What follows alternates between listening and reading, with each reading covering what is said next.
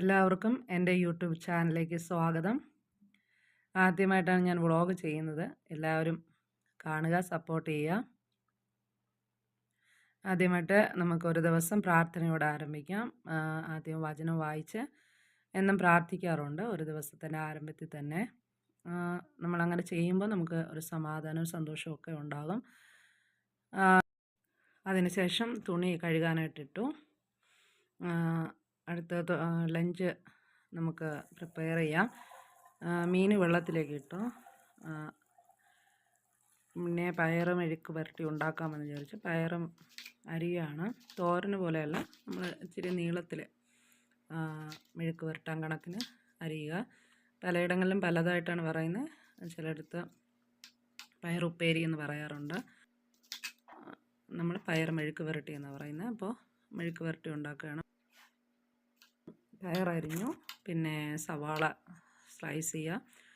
അതിനുശേഷം നാട്ടിൽ നിന്ന് കൊടുത്തുവിട്ട മുളകുണ്ടായിരുന്നു, മുളകും അരിഞ്ഞു.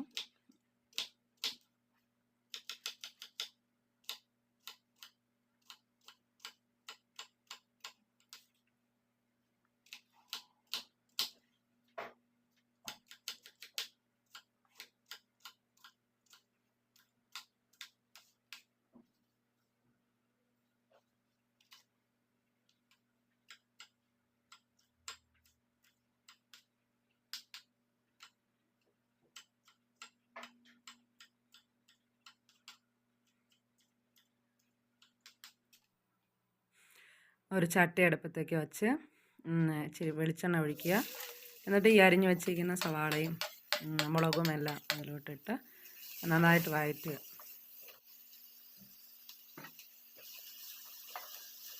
അതിലേക്ക് നമുക്ക് അരിഞ്ഞു വെച്ചിരിക്കുന്ന പയർ ഇടാം. പയറിട്ടിട്ട് അടച്ച് വെച്ച് വേവിക്കുക. വേവിച്ചിട്ട് നമ്മൾ ആവശ്യത്തിന് ഉപ്പൊക്കെ ഇട്ട് വേവിച്ച് അടച്ച് വയ്ക്കുക.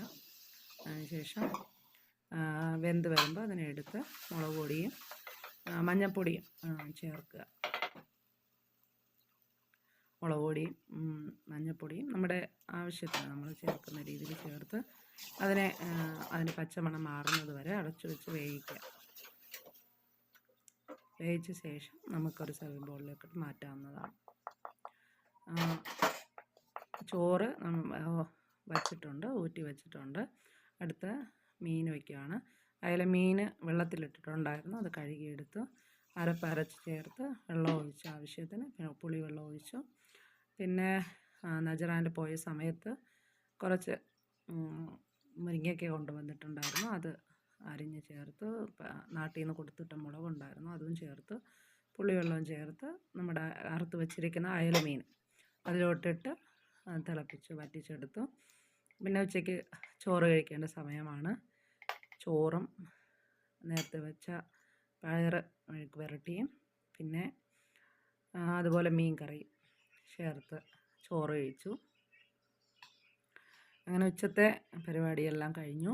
അത് കഴിഞ്ഞിട്ട് നൈറ്റ് സമയമാണ്. അപ്പോൾ ഹസ്ബൻഡ് വാഴയ്ക്കപ്പം ഉണ്ടാക്കുകയാണ്.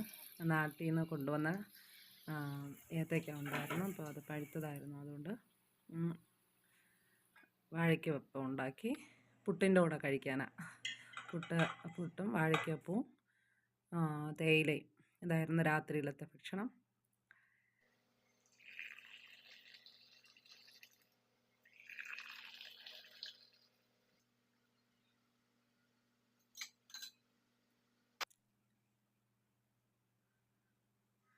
രാത്രി ഭക്ഷണത്തിന് ശേഷം നമുക്കൊന്ന് വെളിയിൽ പോകാനുണ്ടായിരുന്നു. ഒത്തയും മാൾ വരെ കുറച്ച് 2 സാധനങ്ങൾ മേടിക്കാനുണ്ട്.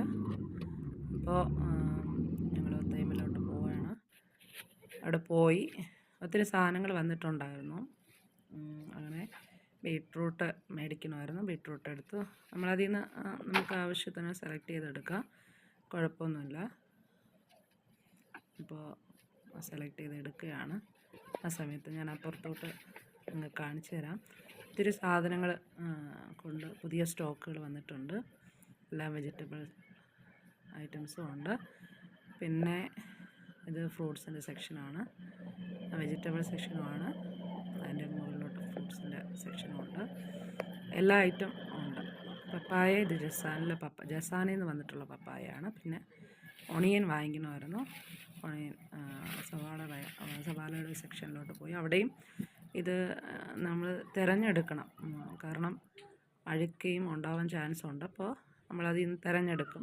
നല്ലത് നോക്കിയെടുത്ത് പിന്നെ നമ്മൾ തിരിച്ചു പോകാനായിട്ട് ബില്ലിംഗ് സെക്ഷനിലോട്ട് പോവുകയാണ്. ഇതെല്ലാം ഫ്രോസൺ ഐറ്റംസാണ്.